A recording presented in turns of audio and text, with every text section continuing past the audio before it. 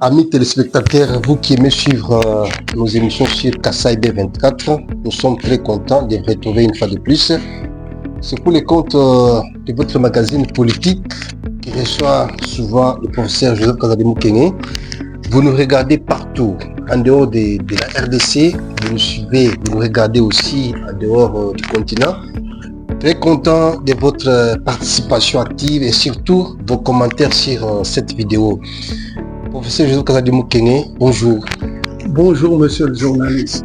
Très heureux de vous retrouver une fois de plus pour les comptes de ces magazines politiques sur Kassai B24. Professeur, conformément à l'article 77 de la Constitution, le président de la République, Félix Tshilombo, s'est adressé devant la nation, devant donc les deux chambres réunies en congrès. C'est donc la semaine en cours. Tshisekedi Tshilombo, durant 1h40. Quelles sont les grandes lignes que vous avez retenues dans son discours? Le président s'est étendu sur les promesses qu'il avait faites dans les différents domaines. Il y en a essentiellement 6, mais il est allé un peu au-delà. Il a cité certains domaines en détail et a montré ce qui avait été dit, ce qui avait été promis et ce qui est en train de se réaliser. Il a surtout mis l'accent sur la procédure de résolution des problèmes. Ce que je peux dire essentiellement, c'est que le président ne nous a pas clairement dit quelle méthode il poursuit dans tout cela. Nous comprenons tous qu'il est en train de poursuivre la méthode occidentale et il ne remet pas en question cette méthode-là. Il la poursuit et il y a quand même des résultats qu'on voit. Par exemple, ici en Mbuji-Mayi, il n'y a pas à dire, Mbuji-Mayi a changé et est en train de changer fortement. Voilà, il a repris les domaines dans lesquels il a toujours parlé, qu'il avait déjà annoncé lorsqu'il a pris le pouvoir. Et il a repris, il a essayé de montrer que les choses sont en train de bouger, que nous sommes encore au début, mais que les choses sont en train de bouger, que l'élan est donné et dans quelques années en tout cas, on ne pourra pas reconnaître le Congo. Voilà l'essentiel de ce qu'il a voulu. Vous pensez que les choses sont en train de bouger selon le discours du chef de l'État, mais de l'autre côté, l'axe politique congolaise, surtout l'opposition, pense que Tshisekedi Tshilombo revient toujours sur les mêmes promesses et il devient champion en promesses. Votre réaction?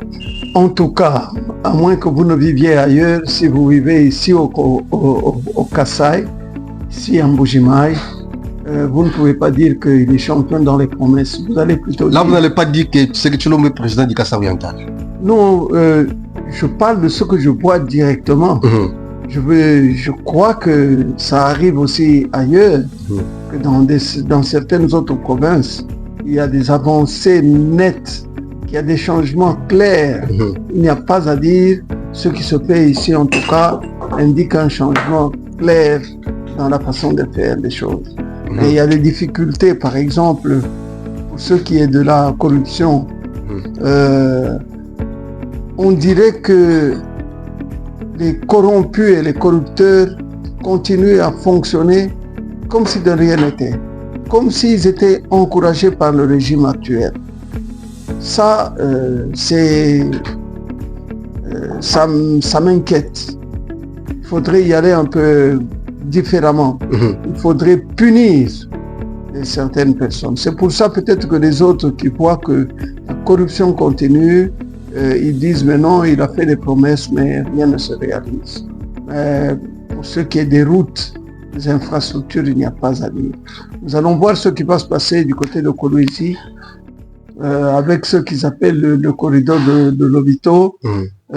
Est-ce que ça sera tout simplement pour prendre les minerais et partir avec, ou bien nous allons commencer à transformer? Il a dit qu'on va commencer à transformer les minerais avant de les emporter. Ça sera déjà un grand changement. Mais il faut industrialiser. Professeur, vous parlez des routes pendant que les Congolais attendent l'amélioration des sociales, plutôt. Aujourd'hui, les taux de dollars, on n'en parle plus. Le dollar s'est stabilisé à un moment. L'inflation a été diminuée. Aujourd'hui, je crois il y a eu une petite augmentation depuis à peu près avant-hier, une très petite augmentation. Nous pouvons dire qu'on a stabilisé la monnaie, que l'inflation a été arrêtée. Mais il y a un fonds. C'est de cela que moi je voudrais qu'on parle surtout. Il y a un fonds. Le président a fait revenir le Fonds monétaire international, la Banque mondiale, et selon ce que j'ai entendu, ils vont nous faire un prêt de 3 milliards de dollars. Ça n'est pas une bonne nouvelle. Le président croit dans le Fonds monétaire et la Banque mondiale. Beaucoup de gens ne croient pas en ces institutions-là. Beaucoup de gens disent, depuis que la Banque mondiale et le Fonds monétaire international existent, ces deux institutions-là n'ont jamais aidé un pays à sortir des difficultés. Bien au contraire. Bon, ça m'inquiète un peu de voir qu'on reprend des relations avec le Fonds monétaire et la Banque mondiale. Là, oui, ça m'inquiète. Le président en a parlé. Le président a mentionné même le chiffre de 3 milliards de dollars de prêts. Il en a parlé. Donc, nous n'allons pas douter s'il lui dit que le Fonds monétaire et la Banque mondiale sont prêts à nous prêter 3 milliards de dollars. Ils vont le faire. Il n'y a pas à douter.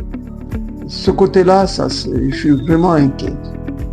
Le camp de l'opposition pense aujourd'hui que Tshisekedi est resté impuissant devant notre agresseur qui est le Rwanda. Jusque-là, il ne dit pas clairement qu'est-ce qui se passe entre la RDC et le Rwanda au sujet de l'occupation de certaines parties de la RDC. Heureusement qu'il ne dit pas clairement ce qui se passe. Heureusement. S'il disait clairement ce qu'il est en train de faire, le Rwanda pourrait s'opposer à cela, pourrait se préparer dans ce sens-là, de façon à nous faire perdre.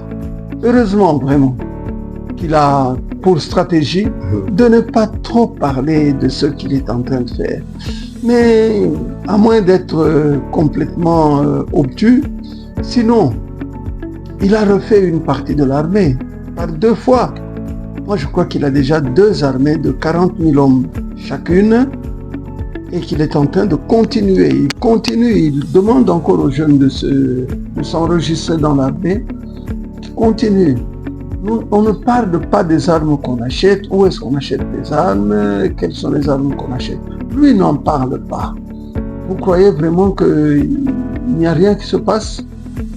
Mais on voit, j'étais un jour à Kinshasa, j'ai vu l'armée, notre armée, marcher de l'aéroport jusque, j'étais dans les environs du camp Kokolo, j'ai vu l'armée, ça n'est pas la même armée que nous avons connue, c'est une autre armée qu'il a formée. Donc qu'il continue à ne pas nous dévoiler ce qu'il est en train de faire, pourvu qu'on arrive à des résultats. D'ailleurs, tous ces 2-3 jours, j'entends des journalistes de Kinshasa dire qu'on a récupéré des villages, des centres, etc. Ce qui est une bonne nouvelle. Et comment est-ce qu'on est arrivé à récupérer cela? Parce qu'on a refait l'armée. Notre armée était infiltrée. En fait, il n'existait plus d'armée congolaise. Professeur Joseph Kazali Mukenge, comment jugez-vous donc les discours, les messages du chef de l'État qui loue les efforts des patriotes Wazalendo? Quel est le message qu'il veut donner à la communauté, à l'opinion internationale et nationale? Il veut dire qu'aujourd'hui, les Wazalendo font partie d'une branche armée FARDC?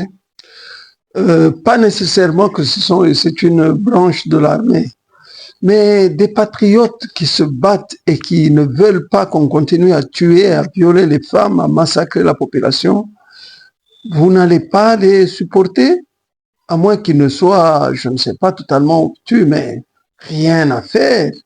Il doit pouvoir aider les Wazalendo à faire ce qu'ils sont en train de faire. C'est une milice?